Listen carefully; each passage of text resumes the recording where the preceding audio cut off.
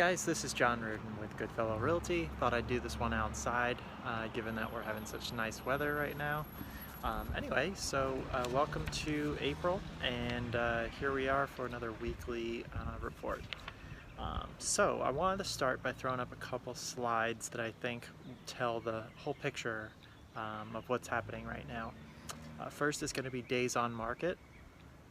We're experiencing days on market of 8 days. That's the median average. There's nothing really more to say but just wow, because 8 days is, I mean, literally it's getting listed and dozens of offers are coming in on properties of all prices.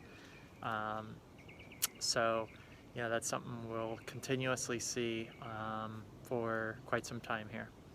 The next slide I want to throw up here is going to be active inventory. This graph shows pretty much the lowest active inventory we've had in, gosh, over about 15 years or so. Again, painting another picture of what's happening here in our local San Diego market. The next is going to be the month's supply inventory. It's coming in around 1.5 months. Now, if you recall and you've been watching my videos and weekly market updates, you know that a balanced market is about 6 months of inventory. So we are well below that.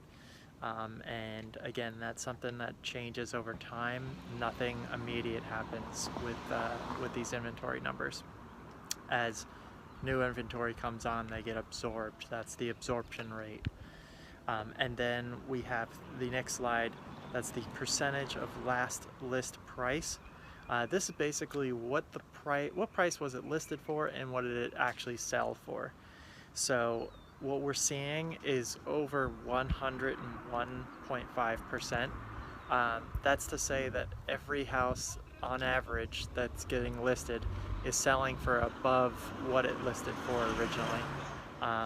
Which is remarkable. It's the first time we've actually seen it over 100%.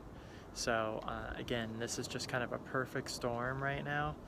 And then we go on to interest rates. I wanted to paint a long-term picture of where interest rates were and where they are now. So we're still dipping around the lows. However, we are at 3.39% as of today, give or take. That is up from about a month ago or so.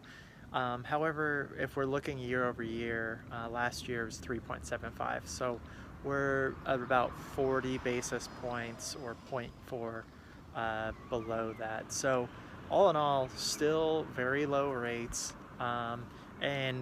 So we're taking all this data to consideration.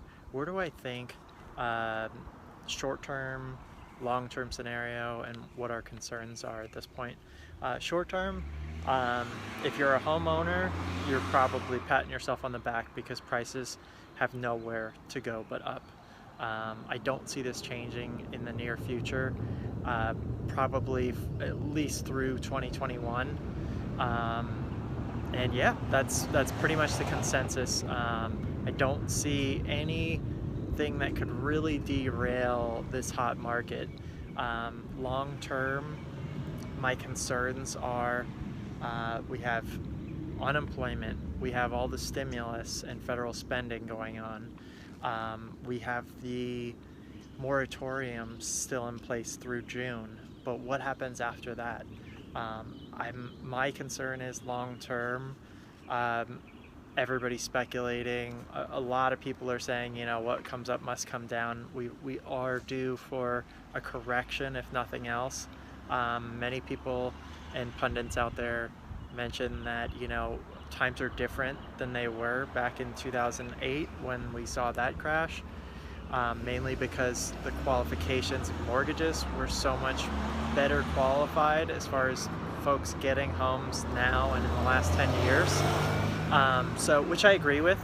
However, it's something to be, I think, at the very least concerned with. I think if there are folks that are on forbearance that are not paying their mortgage now, do they have enough equity, or do they have the ability to continue making their payments when the moratorium lifts? Will they initiate foreclosures? A lot of these are the unknowns. I'm assuming that most of these mortgage companies will try and force like a loan modification in place and try and resolve the matter without a bunch of foreclosures hitting the market. But these things are remain to be said, as you know, nobody's got a crystal ball, and myself included.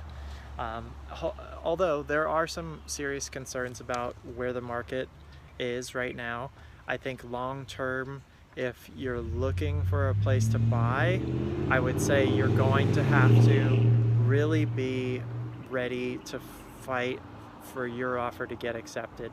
Um, we have this discussion on a regular basis with clients, and if you've worked with me closely recently, you can attest to this, but I really make sure people are mentally aware that if that we're going to go up against steep competition, and that we'll have to pull out all the stops and really think creatively about what accommodations we can do for the seller, whether that be a rent back situation, whether that be any sort of concessions, whether that can be not asking for repairs or removing buyer inspection contingency or shortening those dates up, or in some cases waiving appraisal contingencies, or giving them some assurances that if the appraisal comes in low, that a buyer would be paying for that, or a certain dollar amount, or up to a certain dollar amount. So those are some strategic ways that we kind of work around those negotiations. But if you have any questions about your particular situation, I know a lot of people are kind of discussing about where would they go if they were to move, what markets are good, just kind of big picture stuff. I'd be happy to extend that welcome, that chat. Again, if you're looking to shop for homes, jump onto our website, homebysandiego.com. If you're looking to potentially sell, jump onto our website. We have a free home evaluation tool that you can get, and do so anonymously. And if you want to have that discussion in further detail, just reach out to me, and I'd be happy to have a private, no obligation consultation with you. I just saw a statistic out there that said 1 in 5 homeowners are potentially interested in selling their property this year in 2021. So we'll see if that pans out. As of right now, we're not seeing the numbers in new inventory rise remarkably, but time will tell, and we'll talk to you next week. Thanks for watching.